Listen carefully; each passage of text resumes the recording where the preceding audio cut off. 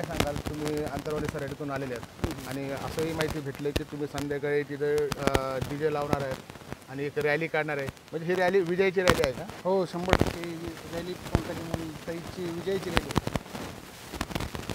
Bharatiya Janata party त्यांना विधान परिषदेवर घेऊन OBC बांधवांना एक प्रकारे 100% आनंदच दिला. जवळजवळ आमचं सर्व समाज आहे 60-65% सर्व समाज एकत्रित येऊन ही रॅलीला चांगलाच प्रतिसाद दिला.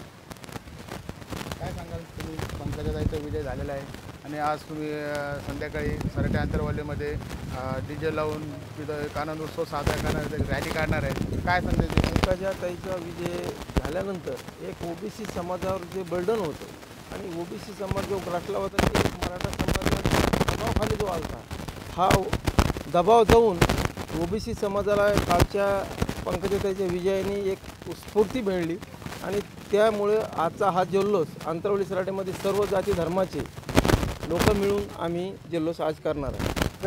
एकत्र होते त्याच्यावर बाईट पण आले होते की यांना पाडा किंवा काय असेल ते वेगवेगळ्या टार्गेट करण्यात आलं, वेगवेगळं समजा मतभेद झाले त्याच्यात आणि याच्यामध्ये त्यांचा पराभव झाला. पण आता महायुतीने जर ते निवडून आलं तर त्याच्याबद्दल आम्हाला भरपूर आनंद आहे की टार्गेट होऊन बी किंवा तर्कवितर्क होऊन किंवा वेगवेगळ्या समाजाचे मतं वेगवेगळे झाल्यामुळं असं गोष्ट झाली, पण त्यानंतर विजय झाल्यानंतर आम्हाला भरपूर आनंद आहे. मला सांगा, एकंदरीत जर आता यानंतरच्या विधानसभेमध्ये जर महायुतीचं सरकार आलं तर मंत्रिमंडळात त्यांची शक्यता आहे का? नक्कीच 100% या ठिकाणी ताईला खूप मोठी जबाबदारी या ठिकाणी महायुतीचं सरकार देणार आहे असं आम्हाला वाटतं आहे.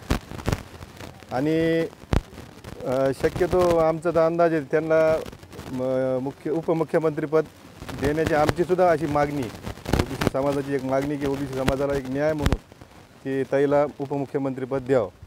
मला सांगा की OBC आणि मराठा बांधव हे जे काय शाब्दिक चकमक चालू आहे किंवा थोडासा वाद चालू आहे, तर ह्या थांबण्यासाठी काय प्रयत्न केले गेले पाहिजे? ह्या थांबण्यासाठी आता सरकारने कुठंतरी दोन्ही समाजाला एक व्यवस्थित बसून जे आता शांतता कमिटी बैठक बोलली होती शासनाने आपल्या सह्याद्रीवर, परंतु त्या ठिकाणी विरोधी पक्षनेते हे ठिकाणी आले नाही आणि मला वाटतं त्यांना ते भांडवल करायचं आहे त्यांना की बाबा हे चालत राहिलं पाहिजे आणि महाराष्ट्रात अशा शांतता निर्माण झाली पाहिजे. मला सांगा, दुसरीकडे जर पाहिलं तर प्रकाश आंबेडकरांनी देखील सगळ्या कायद्याला विरोध केलेला आहे आणि त्यांचं म्हणणं आहे की हा जो सगळ्या कायदा आहे तो हा कायद्याच्या चौकटीत नाही आहे आणि हा कायद्याच्या चौकटीला एक जे आरक्षणाचा जो टक्केवारी आहे त्याला कुठं छेद देण्याचं काम करते.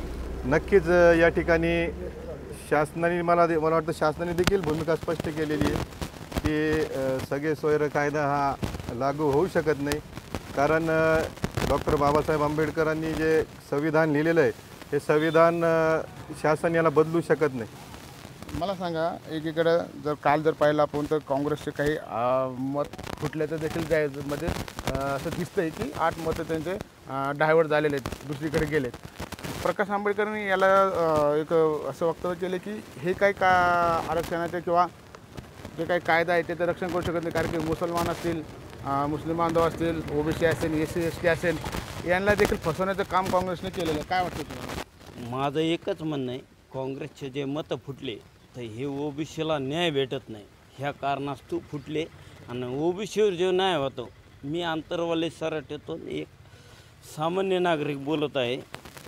तर आंतरवालीत जे 11 महिने झाले तर हा जो न्याय चालू आहे, हे गोंधळ चालू आहे, हा फार भयानक आहे. OBC समाजावर फार संकट आहे. पंकजाताईबद्दल काय सांगा? पंकजाताईचा विजय झालेला आहे. पंकजाताईसाठी आम्ही रॅली काढणार आहोत.